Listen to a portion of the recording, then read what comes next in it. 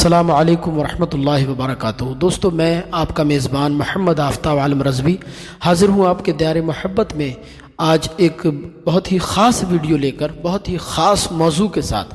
دوستو، رمضان المبارک کا یہ ماہ مبارک چل رہا ہے اور رمضان المبارک کے اس مقدس ماہ میں بہت سارے لوگ اپنے مال کی زکوٰۃ نکالتے ہیں، لہذا آج کی ویڈیو میں ہم زکوٰۃ کے حوالے سے تھوڑی سی گفتگو کرنے کی کوشش کریں گے اور سمجھنے کی کوشش کریں گے کہ یہ زکوٰۃ کیا چیز ہوتی ہے، زکوٰۃ کب فرض ہوتی ہے، زکوٰۃ کب نکالنا ہوتی ہے، زکوٰۃ کس کو دینا چاہیے اور زکوٰۃ نکالنے کا بہت ہی آسان اور بہتر طریقہ کیا ہونا چاہیے۔ ان تمام چیزوں کے بارے میں بات کریں گے۔ آپ آخر تک ہمارے ساتھ بنے رہیے۔ اللہ تبارک و تعالیٰ آپ کا حامی و ناصر ہو۔ دوستو، آئیے شروع کرتے ہیں آج کی اس ویڈیو کو۔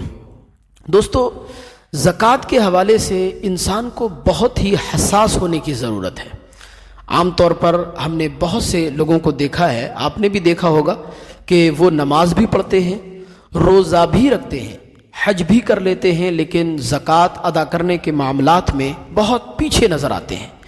بعض کو زکوٰۃ کے بارے میں علم ہی نہیں ہوتا کہ زکوٰۃ ہوتی کیا چیز ہے۔ بہت سارے لوگ جانتے ہی نہیں ہیں کہ زکوٰۃ کب نکالنا چاہیے، کتنی نکالنا چاہیے، زکوٰۃ کتنے مال پر فرض ہوتی ہے، یہ پتہ ہی نہیں ہوتا بہت سارے لوگوں کو۔ اسی لیے زکوٰۃ فرض ہونے کے باوجود بھی وہ زکوٰۃ ادا نہیں کرتے ہیں اور بہت بڑے گناہ کا بوال اپنے سر ڈال لیتے ہیں۔ دوستو، یاد رکھیں، قرآن عظیم میں اللہ عز و جل نے جہاں نماز کا تذکرہ فرمایا ہے، ساتھ ہی اکثر مقامات پر اللہ پاک نے قرآن عظیم میں زکوٰۃ کا بھی ذکر فرمایا ہے، اور علماء اسلام نے فرمایا ہے کہ اس بندے کی نماز قبول نہیں ہوتی، قابل قبول نہیں ہوتی اللہ کی بارگاہ میں، جو اپنے مال کی زکوٰۃ ادا نہیں کرتا۔ اللہ اکبر۔ بخاری شریف جلد اول پیج نمبر 6 کی حدیث پاک ہے، حضور فرماتے ہیں، بنی الاسلام علی خمس، شہادت اللہ الہ الا اللہ و اقام الصلاۃ و ایتاء الزکوٰۃ و صوم رمضان والحج۔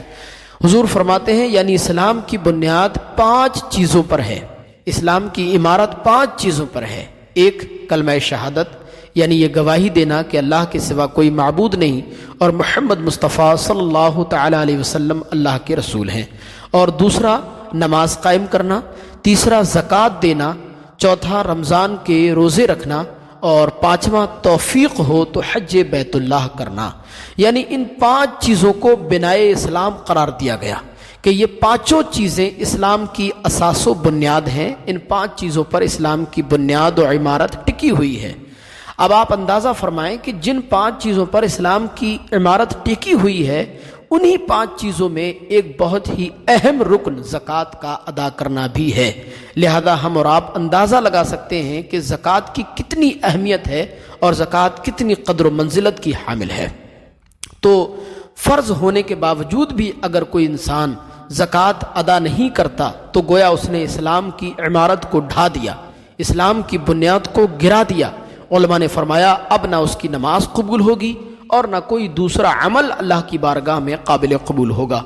دوستو، زکوٰۃ کا ایک بڑا فائدہ یہ بھی ہے کہ زکوٰۃ ادا کرنے سے حب دولت کم ہو جاتی ہے، دولت کی محبت انسان کے دل سے کم ہو جاتی ہے۔ یاد رکھیں، جب انسان اپنے مال کی زکوٰۃ نہیں دیتا تو اس کے دل میں دنیا کی اور دولت کی محبت بیٹھ جاتی ہے، دنیا اور دولت کی محبت چمٹ جاتی ہے اس کے دل سے، اور اس کا چین اور سکون چھین لیتی ہے، اس کا چین اور سکون ختم ہو جاتا ہے۔ اب اس کی ہر وقت کوشش یہ رہتی ہے کہ کہیں سے بھی کسی بھی طرح سے آئے، کسی بھی راستے سے آئے، دولت آنا چاہیے، مال آنا چاہیے، لہذا اس کا چین اور سکون برباد ہو جاتا ہے۔ اور فرمایا زکوٰۃ دینے سے حب دولت کم ہو جاتی ہے، دولت کی محبت کم ہو جاتی ہے۔ دوستو، اگر وہ انسان اللہ کی راہ میں مزید صدقات و خیرات کرتا ہے تو بہت سارے فتنوں سے وہ انسان محفوظ و مامون بھی ہو جاتا ہے، کیونکہ دولت جب آتی ہے تو اپنے ساتھ بہت سارے فتنے لے کر آتی ہے۔ یہ آپ نے بھی دیکھا ہوگا کہ جب بھی کسی کے پاس دولت آئی ہے تو وہ انسان بہت سارے فتنوں میں، بہت ساری خرافاتوں میں جو ہے وہ مبتلا ہو جاتا ہے۔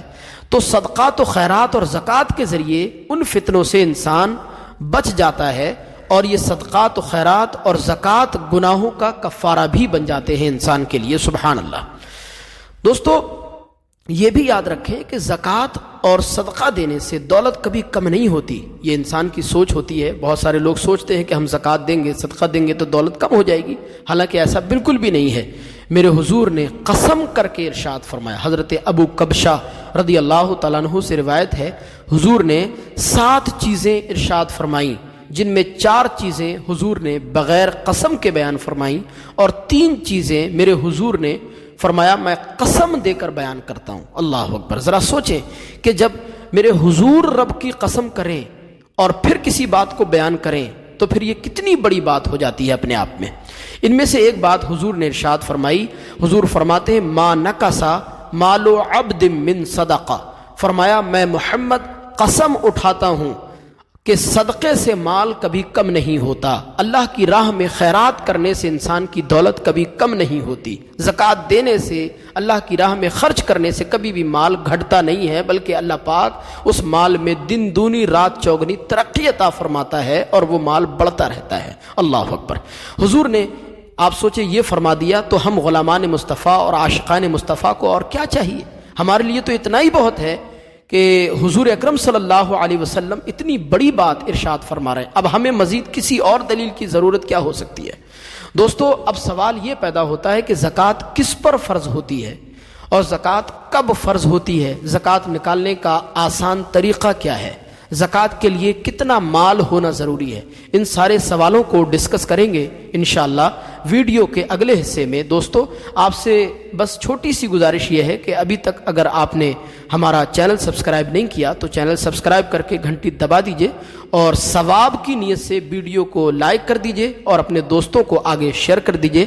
اللہ تبارک و تعالی آپ کی حفاظت فرمائے. السلام علیکم ورحمۃ اللہ وبرکاتہ.